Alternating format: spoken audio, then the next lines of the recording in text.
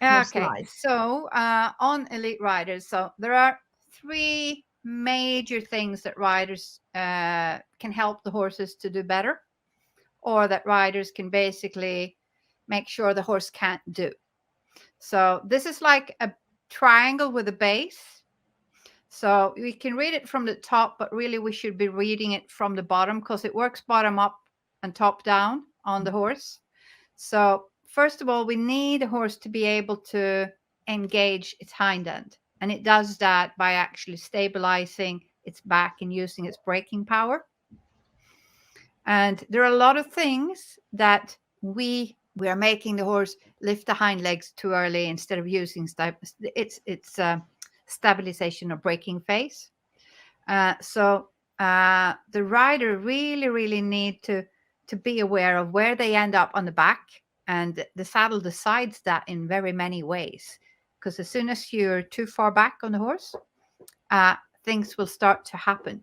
So if the hind isn't working, then we get a little bit of a problem with the horse self-carriage in the front.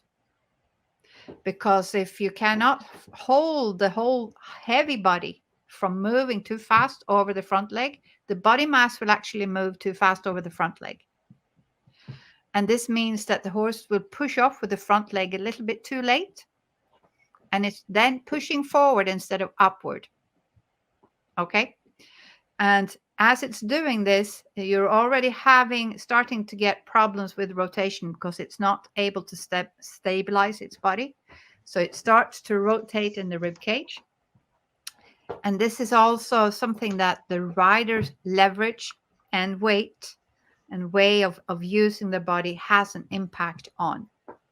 So we can do a lot of things as riders to help the horse to engage, get the push up in the front and stay in the middle to actually be able to push the withers up and stay up. And these are our essential things when we start to look at the saddle and what we actually do with the rider. So let's move to the next one there. And I want to move to the rider. Okay. Or to the horse.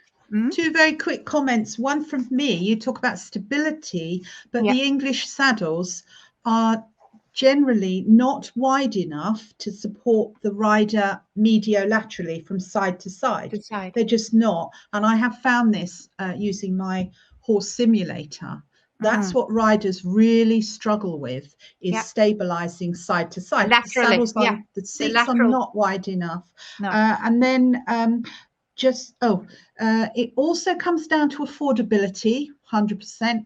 Innovation is what we need, but if it's not affordable for the average amateur, the evolution will be stunted.